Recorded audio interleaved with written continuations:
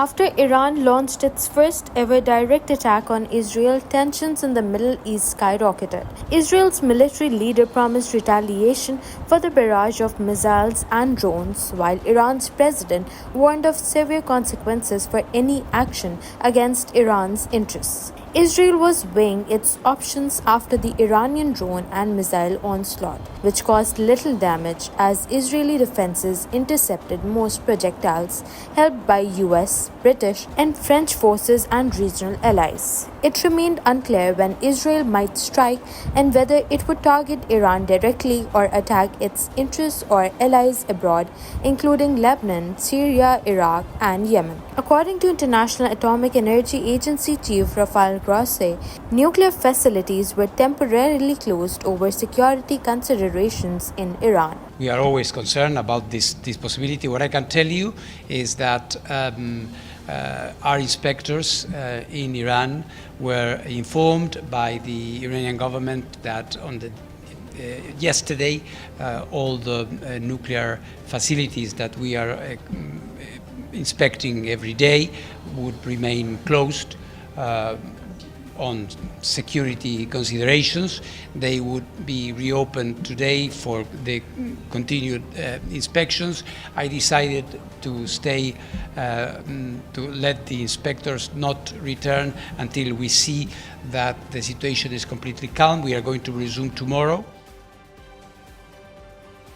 In a significant diplomatic move, Saudi Foreign Minister Prince Faisal bin Farhan Al Saud visited Pakistan, emphasizing the potential for untapped economic development. Following discussions with Pakistani officials, the Saudi delegation expressed optimism about the deepening bilateral relationship, particularly in economic cooperation. Notably, Saudi Arabia pledged a substantial investment package of $5 billion with a total commitment of $25 billion over 5 years, focusing on various sectors such as energy, IT, minerals, defense, and agriculture. Both sides underscored the need to expedite these investments, highlighting the strategic importance of their partnership. In addition to economic matters, the Saudi foreign minister addressed the dire situation in Gaza, criticizing international efforts for ceasefire as insufficient and highlighting the urgency of humanitarian aid.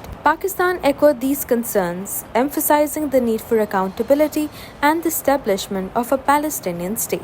What can I say about Gaza except that the international efforts towards a ceasefire have been wholly insufficient. We are now well beyond 33,000 civilians killed. We are now actively discussing the potential for famine in Gaza. Again, famine. That means people are starving to death because humanitarian assistance is not getting to them. This is an unacceptable situation. It is a complete failure of the international system and the systems of international law and governance to live up to their responsibilities. We must have a ceasefire now, and we must have access for humanitarian aid immediately. There is no justification. Torrential rains and high winds battered parts of the Gulf, with Oman's storm-related death toll reaching 18, including numerous children. Dubai, the region's financial hub, saw flight cancellations, while schools closed in the United Arab Emirates and Bahrain. Floods ravaged Dubai and Abu Dhabi, severing major roads and causing traffic chaos. The UAE's National Center of Meteorology warned of ongoing storms, with some inland areas recording over 80 millimeters of rain, nearing the annual average. Dark skies enveloped Dubai as a second storm front approached, disrupting normalcy. Residents were urged to take precautions and avoid flooded areas. Dubai airports reported the cancellation of 17 flights and diversion of 3, compounding travel disruptions. Bahrain also grappled with heavy rain and flooding exacerbated by thunder and lightning. The storms originated in Oman, where they caused fatal floods and left scores stranded.